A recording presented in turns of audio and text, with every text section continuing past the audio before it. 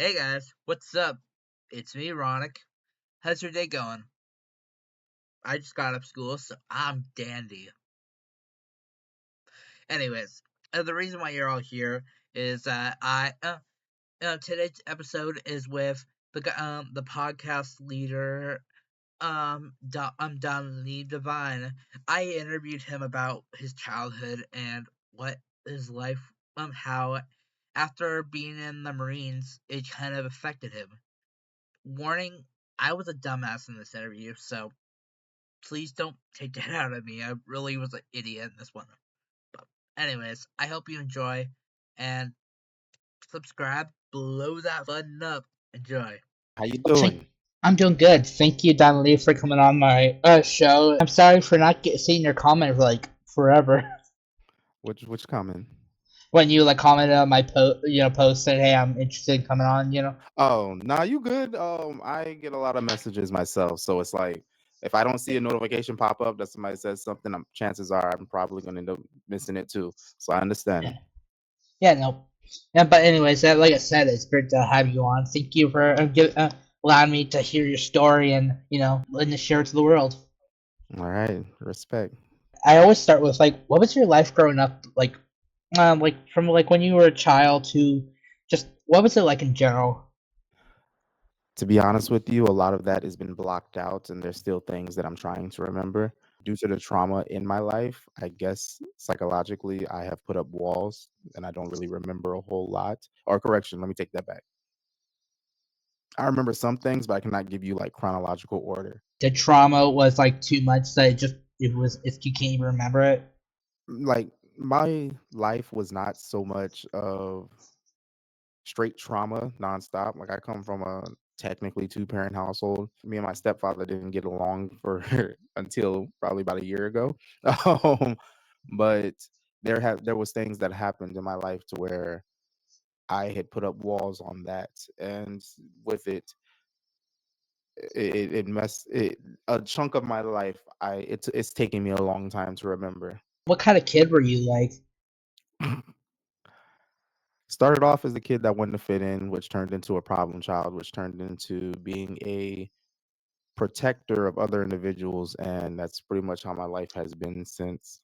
Let's start with like you said you started off kind of like as a problem child. Do you remember any, or is it all just kind of Yeah, blocked out? Like, yeah, I remember being a problem child. Like I was when I was younger, I guess you can say I was the one that always got messed with, picked on, and then eventually I turned into the one that used to mess with other people and pick on them. And then I turned into the one protecting people who were getting picked on. could you talk on more of that a little bit? Yeah. So when I was younger, I was walking home from school with one of my homeboys, Bryce, and there was a pop as a car went by, and then Bryce kind of like fell down. Me and him were racing, trying to get to the sidewalk. And when the pop went off, it was probably about like three pops, and he ended up falling down. And I'm seeing like a dark color starting to rise up on his shirt and everything.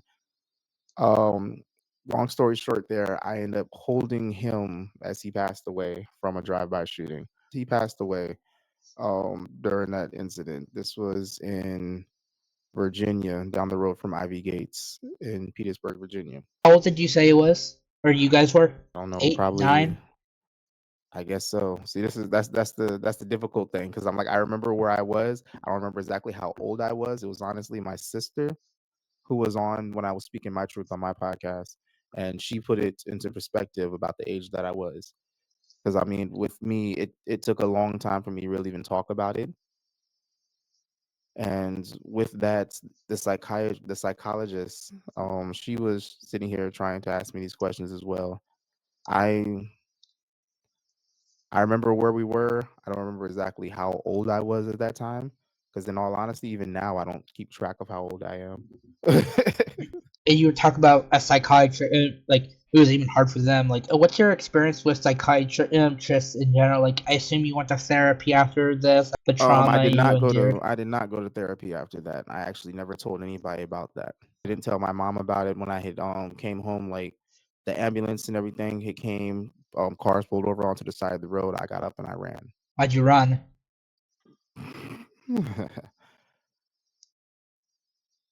One, when that had happened and seeing the lifestyle that was out there, okay, cool. Cars pulling over, you don't know if somebody's about to walk it down. So with that, I don't know if it's just like he got shot and then cars are going to be pulling over because I don't know. I don't think he was in that type of life. Whether he was or was not, I was unaware. But street smarts, that happens. If a car, there was one car that pulled over, and then with it, I later on as I was going, I ended up hearing the ambulance and everything. But the way that that could have went was they could have been pulling over to finish the job, and I didn't. Just instinct was like dip. But it's also because, like, back then, even now, people are like really racist against people, so they could say, "Oh, it's your fault." That was not something that went through my mind.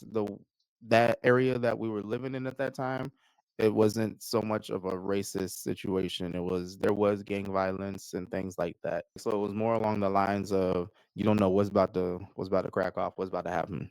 I didn't hear. What did you say your family was like? Like, what kind of vibe did they get off? My mom was in the army. My stepdad was in the army, and my dad was non-existent at that point. I Did you ever mean, meet with your it, parents? I grew up thinking that my mom was my aunt because I was living with my aunt, who I was thought was my mom for so long. So that that was interesting. When my aunt's like, "Hey, go to your mom," and I'm like, "What?" So it was me and my sister, and then we had step brothers and stepsisters from my stepdad's side, but they weren't there very long because they ended up going back to their mom in Georgia. What about your stepdad? You said it was recently that you kind of somewhat got a relationship with each other. Yeah, I mean, me and him have a pretty good relationship now. Back then, it was a lot of hostility. I'm not sure exactly why. I think it was more along the lines of just there was a man that I didn't know trying to tell me what to do and all this other stuff. So it was interesting. I'm like, bro, I don't know you from Adam, and you trying to tell me how to live my life, what I'm going to do, what I'm not going to do. You putting hands on me, like, nah, get the fudge out of my face. When did you like actually meet your stepdad? Like, it seemed like you didn't really know him that well. Yeah, I met my stepdad when my mom came and got me and my sister back from my aunt. They were already married. That's the most that I remember there.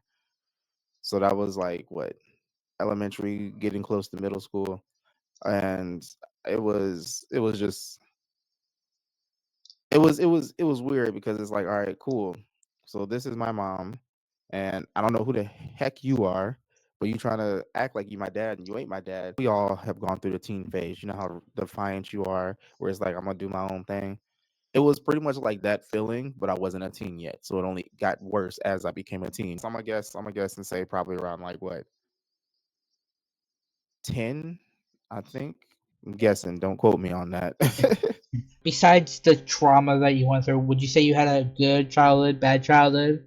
If we all were to take our problems and put them on a table, I would say that I would still grab my problems because I know there's other individuals whose life was worse than mine. So for me to say that mine was good or bad, there was a lot of things I did not like about it. But at the same time, I realized that there's a lot of things that people whose life was worse than mine would have loved to trade places with me. So I cannot complain. I would say that my childhood was good based off of the way that I know others were living. Were you like, your parents like strict on you? Were they chill? Like, It was a military household, so I mean, of course, it was strictness, but I mean, I went on in life and joined the Marine Corps, so it was like that. It was just something that I was used to. It was something I was really used to. But furthering the story on, I mean, yeah, that's it, losing Bryce wasn't something that I hold so much to. One of the continuing on my life, just fast forwarding. I'm gonna skip through some things.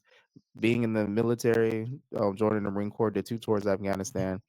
That was fun, interesting, exciting, and at the same time, like, what the flying monkey? That was a waste of time to a degree.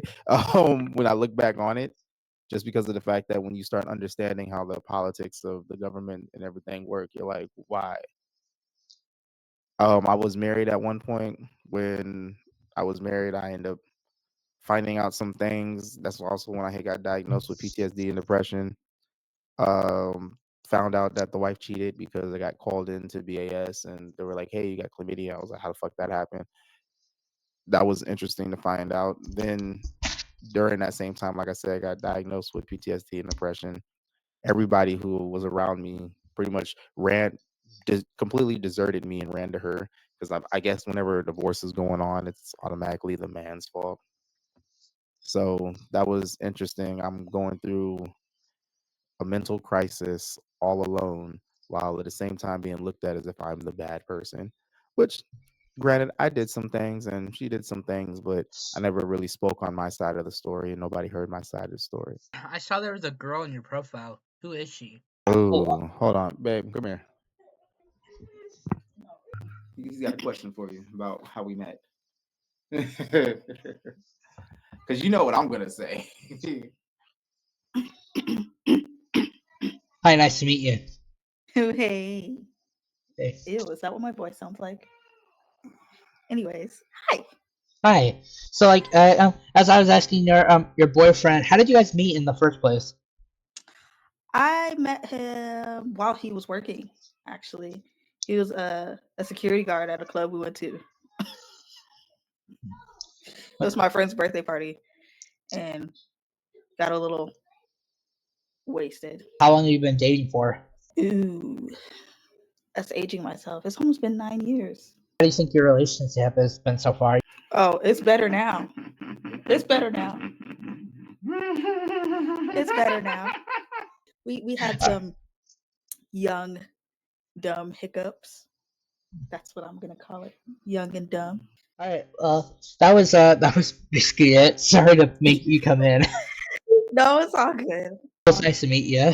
Nice to meet you too. She's camera shy. I am. I don't do that. She's camera shy. But yeah, so with it, we have had some hiccups in the past, and I mean, how in depth should I go? Well, how about I ask you, like, how long after, like, you said you broke up with your wife beforehand? Mhm. Like, how long after this? What did you guys meet? About 2 years after. We didn't really start getting serious until about 2 years after that. So 4 years. Yeah, to be honest with you, I had met her about I think I want to say about the same year when I had helped her out at a club. It was still 2016, which I had got divorced in February 2016, which was funny because my ex-wife actually it came to that same club literally about a month after I met this girl. But I'm like me and her didn't really start being like, okay, we're in a relationship till like 2 years later. And it was funny because every time people were like, "Oh, y'all together?" She'd always be like, "Nah, we just fucking." I'm like, "Yo, okay, cool." So I'm just penis to you. Okay, cool. And I remember I had told her at one point, I was like, "All right, I'm gonna start pursuing this other girl." She got mad, which was interesting because I had told her before, like, "Yo, I'm feeling you. Like, why don't we try and turn this into something?" She had her trauma she was working through. I thought that I was done working through mine. There was still some things I was holding in my closet that I wasn't aware of at the time.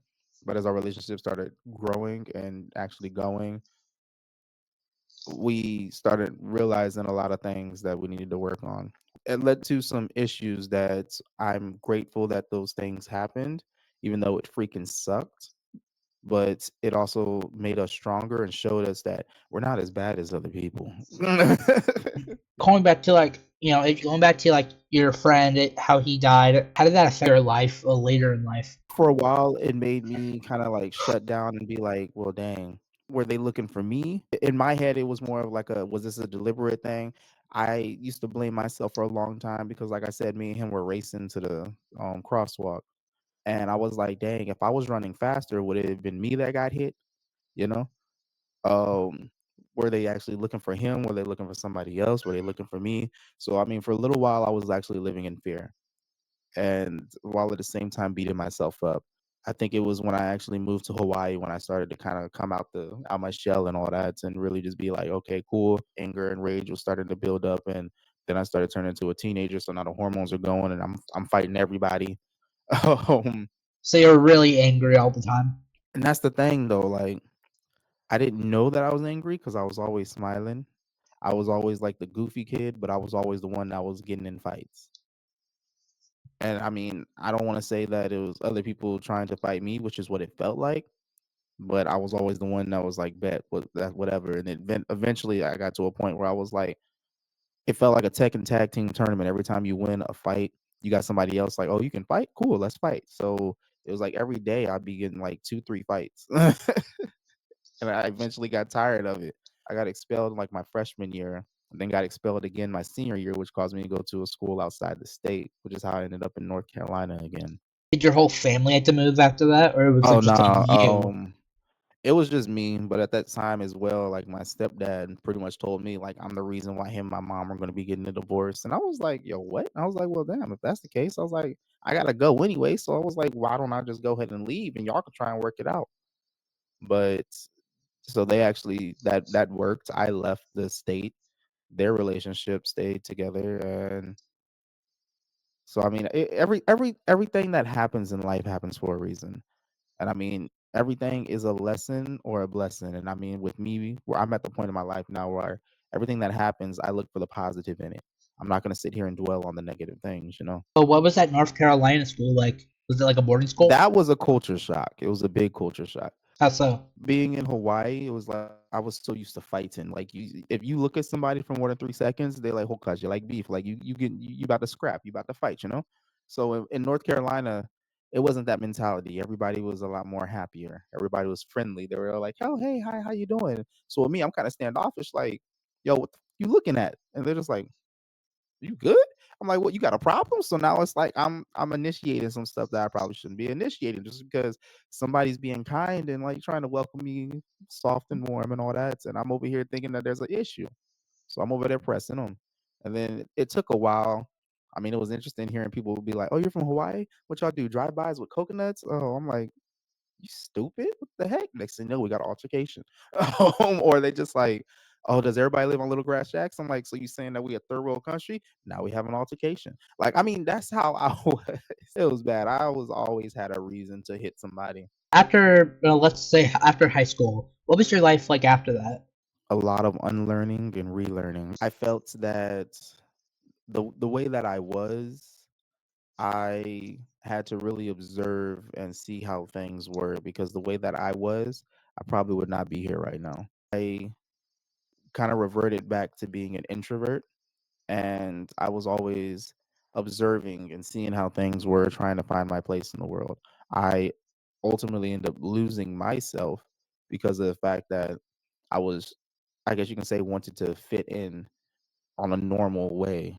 And I mean, it was horrible because trying to become something that you're not, you will be battling yourself internally because your true self will sit there and be trying to fight what it is that you're trying to be. When you say you wouldn't be here today, do you mean like suicide? Like you would be shot up? Like what do I you mean, see?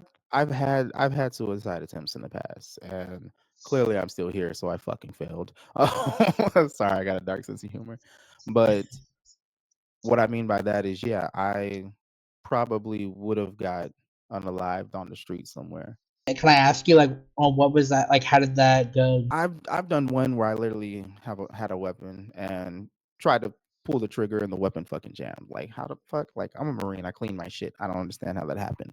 Clearly it wasn't my time. Like something was like, nah, bruh, you ain't going yet. Not this easy. I've done another one where I locked myself in the garage and had the car on, trying to just go out that way. But my annoying ass has an electric vehicle that's plugged in to where you can't. It's not going to connect to the engine until all the electricity is done. So that didn't fucking work because the car's not moving. So it never it was gonna hit the gas. Waste of time. I have. It's impossible to drown yourself. I'll let you know that it's impossible to drown yourself because your body will not let you. They're just all false. They didn't go through. It just didn't work.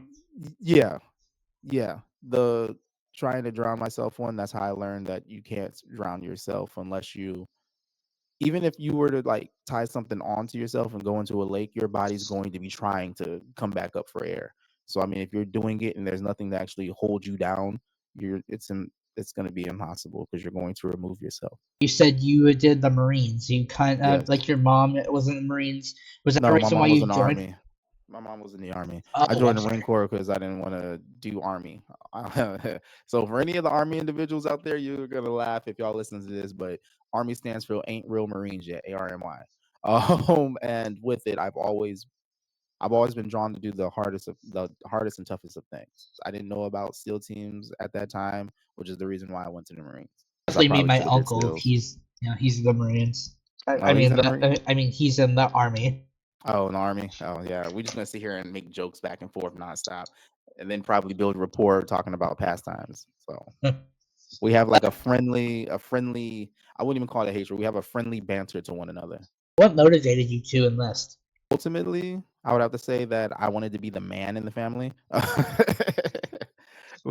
Army, making fun of the army again. But I joined the Marines because I wanted something tougher and also at the same time to hurry up and get out the house. I wanted a name for myself that did not involve negative connotations. And plus at the same time I was like, shoot, let me fight for the country. I was like, I got all this anger. I was like, let me take it on something and not go to jail for it. When you signed up and everything, how did it feel? Once you get the Eagle Open Anchor at graduation, I was in Paris Island. It was like, all right, cool, I did this. Yes, 3 months, finally. Actually being in the Marine Corps, you're like, this is boring as shit. I mean, there's a lot of different things that you can do in the Marine Corps. My time in the Marine Corps, I completely got screwed with 10 dicks and no lube. I mean, Uncle Sam gave me the green weenie hard. And what I mean by that is everything that I was supposed to do when I went in, I did not accomplish any of it. So I had to find alternatives to at least make me feel like I did something. When I was going in, I signed up to do communications. I was hoping that I was going to be doing like data and all that stuff. They made me a radio operator. I also was supposed to try out for the Marine Corps fight team.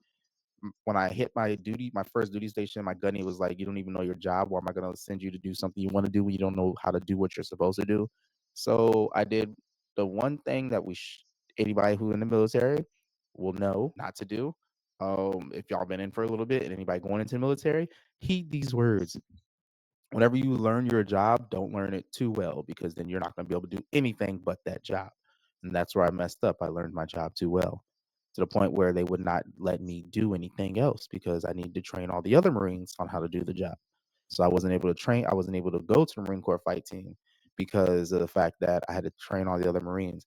Finally, I was like, okay, cool. I trained them. Let me go. You're going to war. You're going to Afghanistan. I was like, all right, cool. Boom. Go to Afghanistan, come back, get married. They sent me right back to Afghanistan. Then I had re-enlisted, was supposed to do presidential guard. I was supposed to be one of those Marines at the White House. The whole government shutdown happened. They were like, yeah, nah, that schoolhouse ain't going. And the last schoolhouse already went. So you're going to be a basic security guard. Same place where you would go to do presidential guard, but you're just not going to do that one. And then with that led me to going to Washington State on the West Coast. And I chose that place because my wife at the time, she was in California by herself because I was deployed. So came back, we went to Washington. She had a brother out there. So I wanted her to be at least close to some family. I had a lot of lessons to learn. A lot of weird things happened and I just couldn't get out that state until recently. You said that it was a bad thing. Like, obviously, you want to do more than one thing, of course, but like, why was that a bad thing? Why was teaching other people a bad thing? Teaching other people was not a bad thing. It's just the fact that, like I stated, I wanted to be communications. I wanted to do IT data things. And they made me a radio operator, not what I signed up for. Then at the same time, I wanted to be on the Marine Corps fight team, but they wouldn't let me be on the Marine Corps fight team because I was too good at my job. I was now an asset to the command. So they needed someone to train everybody else who was coming in. So that's why I was saying it was bad because if you get too good at what you are doing, then now you're not going to be able to do anything else because they are not going to want to lose you. I couldn't do anything else because I was an asset now to the command. What was the process of joining the Marines? Like from the very beginning, It's like when you, after you decided, hey, I want to do this, I want to like at Mhm. least experience it. Like after that, what was your experience of actually getting into it? I mean, I went to a recruiter, was like, "Yo, I'm signing." I was like, "Yo, I'm joining. There is no ifs, ands, or buts. Like, what do I need to do?" They're like, "Oh, you can take an ASVAB, do this. When can you leave?" Oh, okay. Well, at the time I was 17, so they weren't gonna let me go ahead and go, even though I graduated. I was an early grad of high school. I was one of those people who was always getting in trouble, but always had good grades. So I had more than enough credits to graduate. I graduated January of 2009, and I could have graduated earlier, but in I think it was seventh. Yeah, my mom put me back when I was in eighth grade, so I did seventh grade twice.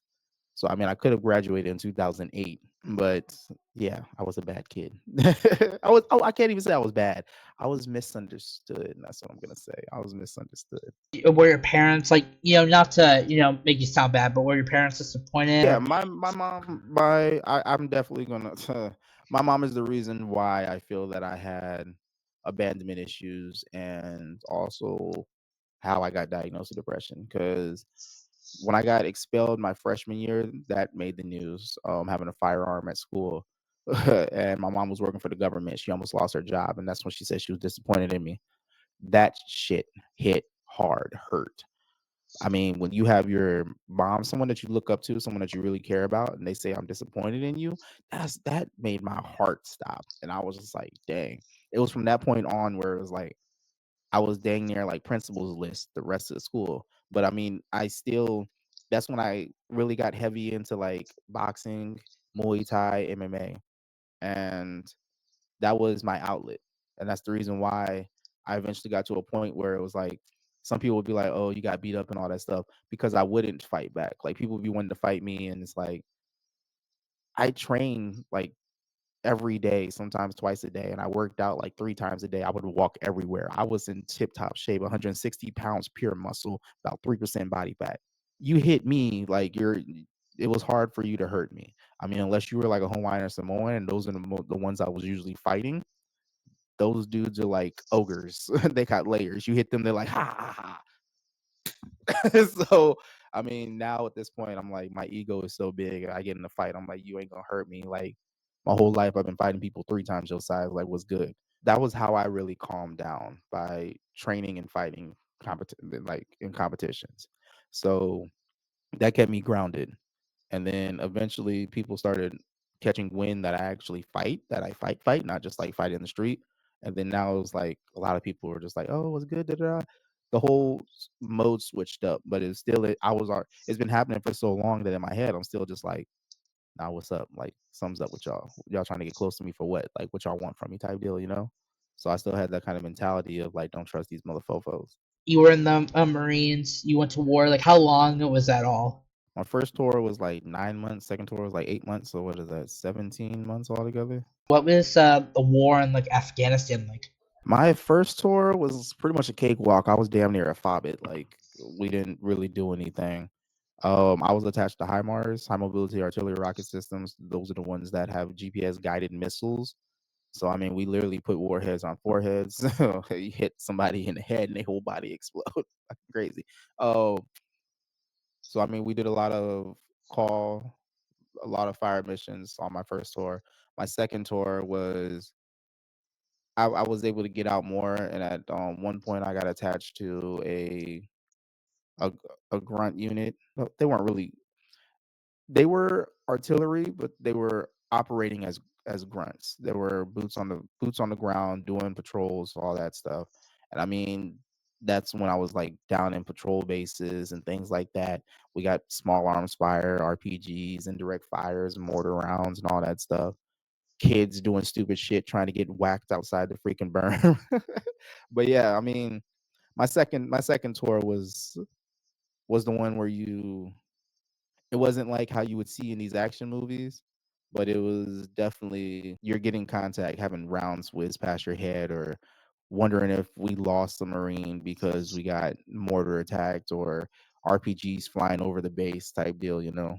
It wasn't like the movie. A No. bomb is coming this way. It was like helicopters. Like all that. I mean, yeah, you have helicopters flying over and stuff. I mean, there was always missions happening. I mean, the bases were strategically placed a certain distances away from each other. We've had individuals try and drive vehicles through the front gates as IEDs. We have had the interpreters turn out to be trying to send us into some stuff.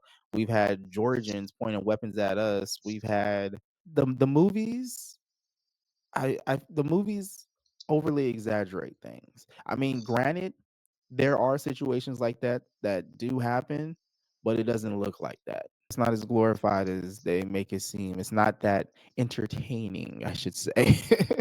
How much would you say that real war is like the movies? The way that the movies go, the shit doesn't last that long. In the movies, you'll have like 30 minutes of like a firefight. It may feel like that, but it's really only been maybe like 5 minutes. Time moves a lot slower when this stuff is happening. You can mess around, get shot at for like 30 seconds, and it'll feel like you was just doing something for like 5, 10 minutes. Time moves slower when it's stuff is really going on. When the adrenaline is going, everything is you're moving the same speed, but it feels like time is going slower. But time is actually still going the regular pace. We can sit here for 1 minute and stare at each other. It's gonna feel like forever. If neither one of us talk and just stare at each other for 60 seconds, it's gonna feel like a long time. You'll sit there and be like, oh man, how long has it been? It's only been like 30 seconds. That's how war is. Something will happen, and it'll feel like it's been a while. It'll feel like it has dragged on forever. And then when you're done, you are drained. You have damn near like no energy left to do anything. Once your adrenaline is done going, you feel completely drained. Was it like shooting everywhere like in the movies? Like, what about the action? I haven't been in a situation like that to where we were in a tick or anything. I have had it to where we've had rounds fly past our head or mortar rounds coming off and then the alarms going off and everybody having to run to the bunkers to avoid just in case. Um, yeah, I mean, at nighttime you may see the tracers, but that's going to be coming from, as we would say, the blues. That'll be coming from our side. We're the ones usually with the tracers. The enemy, which I was in Afghanistan, they honestly a lot of times it was just more of like village people who probably lost somebody or they were getting paid from getting paid from either the ANA or not Al Qaeda. I forgot what the fuck. Excuse my language. I forgot what they're actually called. I didn't pay attention. We had a different term for them that I'm not gonna say on here. I'll ask you this: what do the Yes, Marines do in the world? Like, because like, they all fight. Like Air Force, they all Air Force they does do not fight. airplanes, Air but Force sits like, down. Air Force sits down and they literally get combat action ribbons from being on the other side of the world, flying drones and attacking things. Air Force is a business. They are not a branch of the military. That's what we say. They are a business. They operate as a business. The Army, the Navy, the Coast Guard, the Marines, we we let me put it like this. We all do the same thing and we all have our strengths. Now with it, in every branch of the military, you have those shitbags, those individuals who just make anything look bad. In the Marine Corps, we're known for being usually like the toughest, very physically fit and things like that.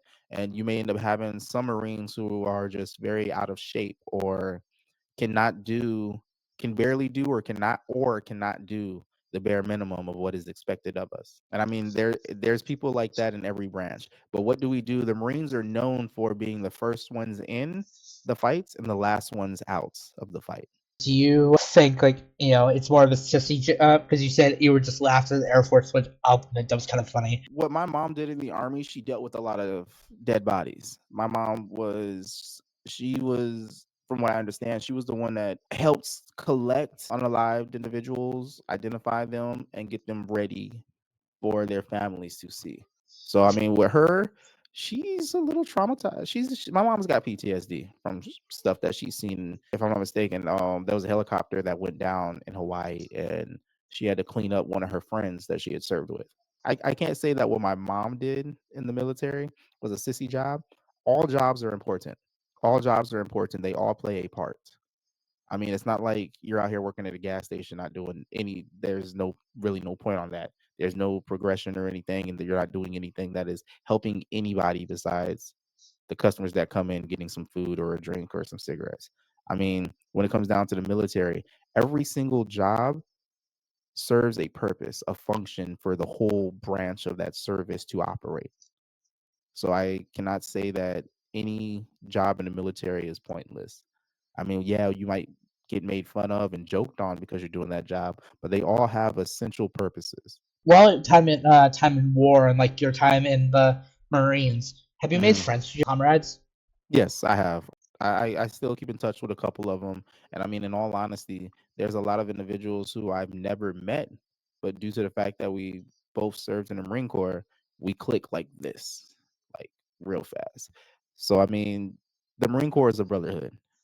The things that we have gone through, we're able to relate to all other Marines. The brothers that I have in the Marine Corps that I have served with, we don't talk every day, but we keep in contact often. I actually have one person, me and him went through boot camp together.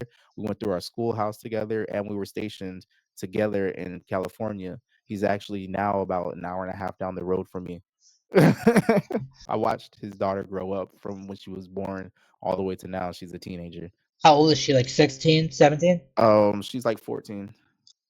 And then I mean I got another guy that I had served with. He's both two guys. They're in California. They're from California. They're in California. I still keep in contact with them. Um, I still talk somewhat with one of the individuals I met in Afghanistan. He's a Marine as well. Me and him set up a base together. And I mean he's Puerto Rican, and me and him still chop it up from time to time. Just check up on each other, see how we're doing. I got some people I know that are out in Florida. We served together in California. There are some individuals that I knew when I was stationed in Washington. I chat with them from time to time, just check up on them. They check up on me. So I mean, yeah, it's a brotherhood. It's a war fighting, non-criminal, able to do things that would put us in jail legally type of fraternity. That's how I'm gonna describe it. So like college, but with more guns. Yeah, and a lot If more beer, possible. a lot more alcohol. Well, that's fighting words. Hey, a lot more alcohol. That's fine. It could be fighting words, but I guarantee you, anybody in a frat try and drink with a Marine, they're gonna be like, okay, okay. I'm like, look, we've got so much trauma in us. We have resorted to drinking. It has turned into an addiction that we're trying to cut. Like, you don't want to play these games with us. Would you say it was like a traumatizing time, or would you say it's more like, hey, I did it, we're done? It's it's like life. It has its ups and its downs, but like I said earlier, everything is a lesson or a blessing. There's things that you learn, and there's things that you are blessed happened, because if they did not happen, it would not have made me to who I am today.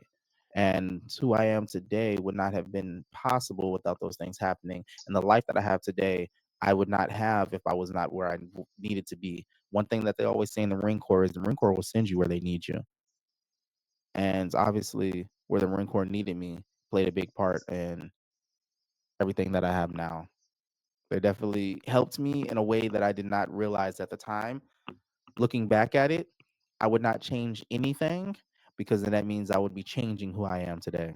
Who do you think you would be personally if like you just never did it? You like decided, hey, I'm gonna pick up a random job at like a quick trip or something instead.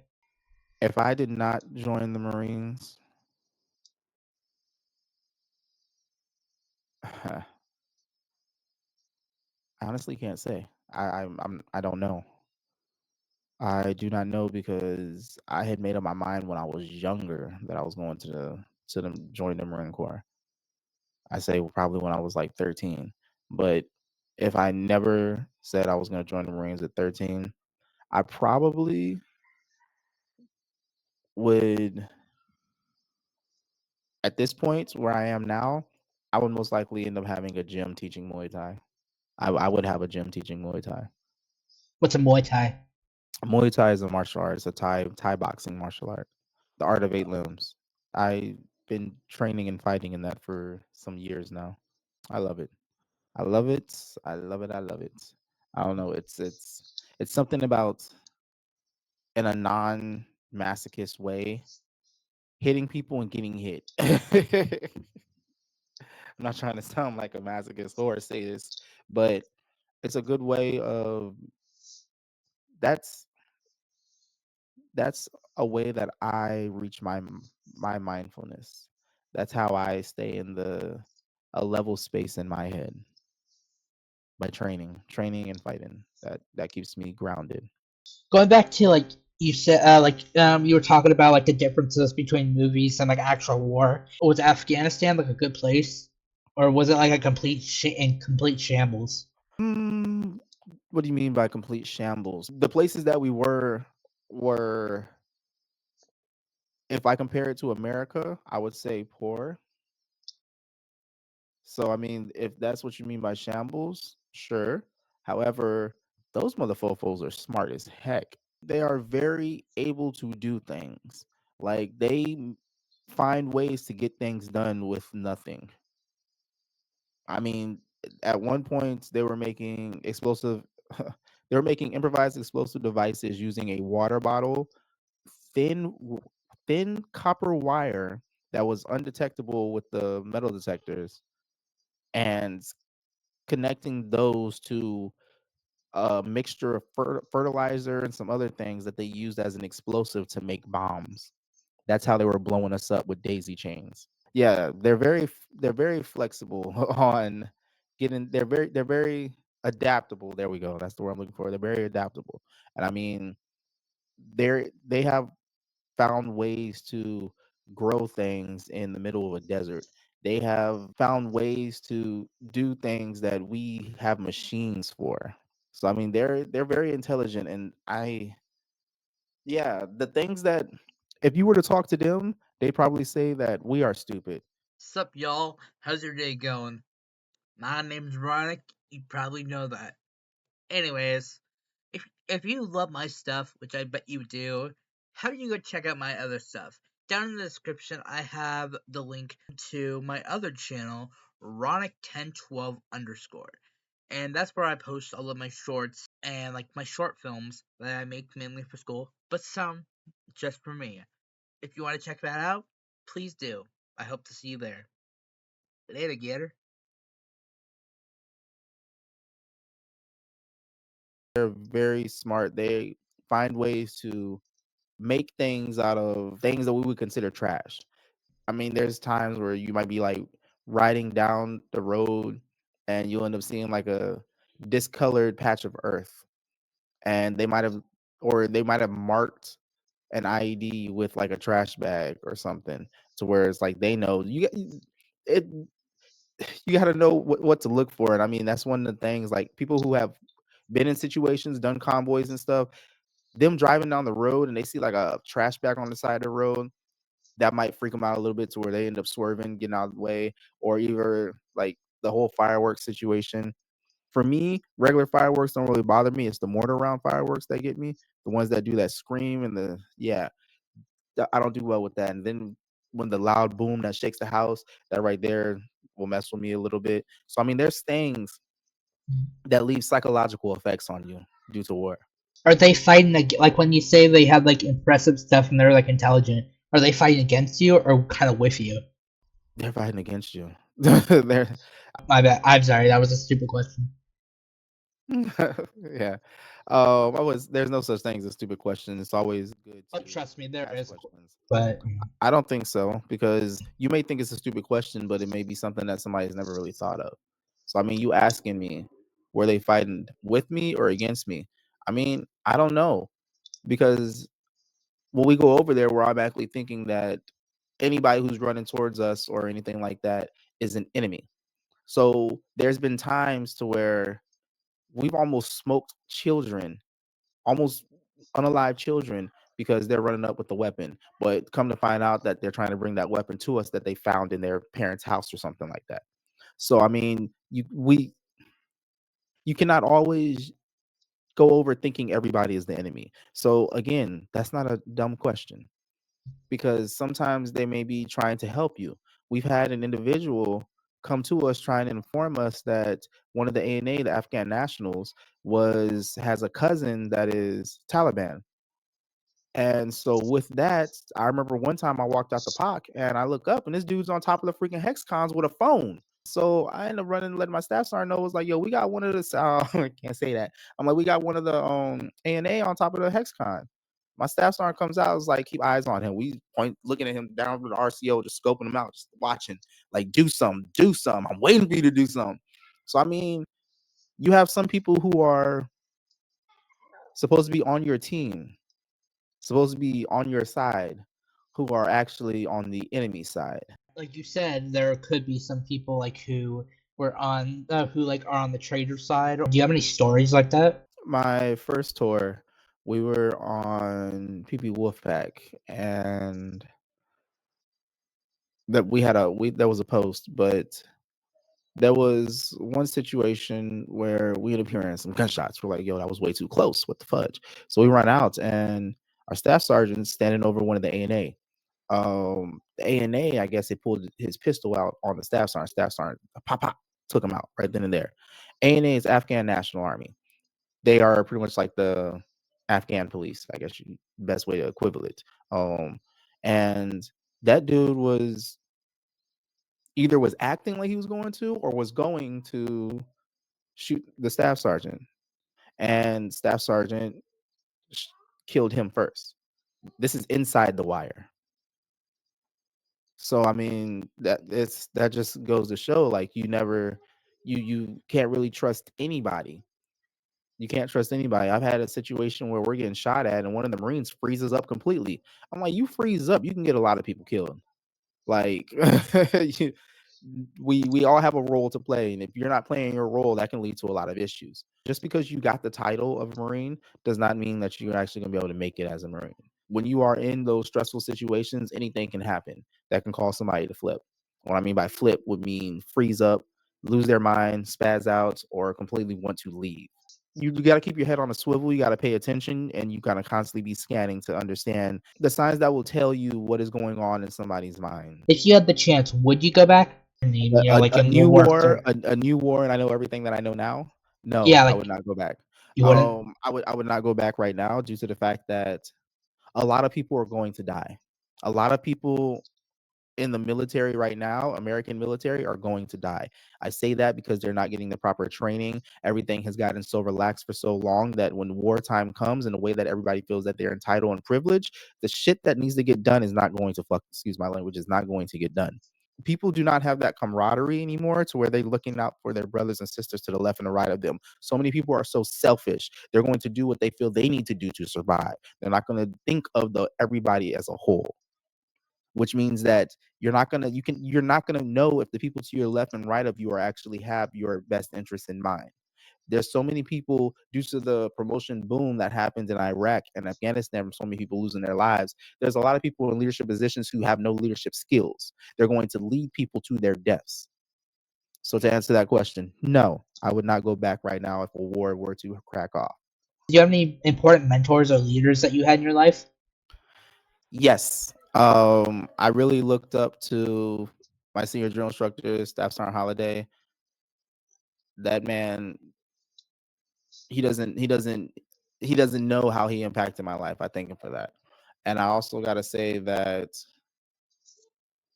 I really respected, I don't even know what he got out as, but he was my staff sergeant at one point. Staff Sergeant Kent. Staff Sergeant Kent, he really kept my flame ignited with martial arts. We called him Superman. So big up, big up Philip Kent. Respect. So yeah, those two in the in the Marine Corps, they really stood out to me. In life, I'd have to say my mom. My mom, always looked up to her. I mean, she even to this day, I talk to her at least at the minimum 2 times a week, just because of the fact that the conversations that we're able to have, she's able to give knowledge to me, and I'm able to inform her of things that I've learned, which sometimes helps her with things that she's dealing with. And I respect her because that right there shows me the type of parent that I want to be. Do you want to have kids in the future? I have 2 already. I'm not sure if you Oh, can hear them in the background. how old are they? Okay. My son will be turning 6. My daughter just turned 4. Like we don't have to talk about the whole thing again, but Mm, like you said that war, we were talking about war. Do you and you said you don't want to go into war again, which I don't feel anyone yeah, wants to, no matter what. we spent some time on war already. Are you afraid, like with your kids and everything? Do you feel like are you worried about that? Um, have you seen that movie Taken? Taken? What's that? Hmm. It's a movie. All right. Well, there's a Yeah. line in there. His daughter gets taken, and the guy ends up grabbing the phone, the one who took his daughter, and he's like, He's like, I have a particular set of skills. I will find you and I will kill you. That's how I feel. So I'm like, if war comes to my door, I am more than well equipped to deal with it. It's nothing new to me. It's nothing new to me. I'm prepared. I, That's all I'm gonna say right there. My kids, depending on how old they are when it happens, they're gonna be prepared and well equipped, or they're gonna know that daddy's got them. Regardless, daddy's got them. But depending on how old they are, they may be right there helping me. let's talk about after after your tour and everything. Mhm. When you got back, how did life go for you like after that? I didn't realize how much it changed me until my wife at the time was like, "I wish you never had went back." Um, it was a lot of things that I needed to adjust, and I didn't even know that there was something wrong with me until other people were telling me. So yeah, and here we Yeah. are. I got out in 2016, almost pretty much 9 years later, and I'm finally starting to return to who I was before the military. 9 years after, 9 years after going to war, I'm starting to return back to who I was. Slowly, there's still a lot of things that I gotta deal with, but Even though you said you're still kind of you're kind of transitioning still. If you mm, talk to your before, let's just say your war self, how do you think you guys would be to each other? if I could sit in front of the Marine, there would not be any talking because I wouldn't want to listen to talking. I would have to be like, we're gonna work out and we're gonna fight, and then that right there. After that is done, and the respect has been after we get done working out and going multiple rounds and sparring, then it would turn into probably having some drinks and then being receptive to listen. Do you look at life differently now that Much, it's been almost 10 years? much, much, much, much. I have finally, I am finally understanding patience. Everything does not need to be right now. Go, go, go. I mean, hold on. Watch this. Zachariah, come here. Come here. The faster you do what you gotta do. What did she want to do? Go ahead. Love you. That's what you got me. Yes, boy, boy. That's what I called you for. Yes. Go ahead. Close the door behind you, okay? Love you. So with that, I had to teach him patience and also time management and choosing what needs to get done first. The faster you do what you need to do, the faster you can do what you want to do. So therefore, that will make it to where letting you know that everything is based off of you. You can go as fast as you want, as slow as you want, but either way, it still needs to get done.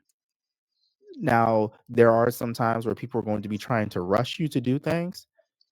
That's how a lot of mistakes happen. If you're not confident enough in the ability to do that, and you have not been doing it enough, you are going to make mistakes. So the best thing to do is do it the best that you can the first time. So you don't have to keep doing it again. The faster you do what you need to do, the faster you can do what you want to do. Doesn't matter on how fast it goes. You can do it super fast, possibly mess up. You can do it super fast if you're competent enough to do it fast and right the first time, or you can take your time to make sure that everything is correct.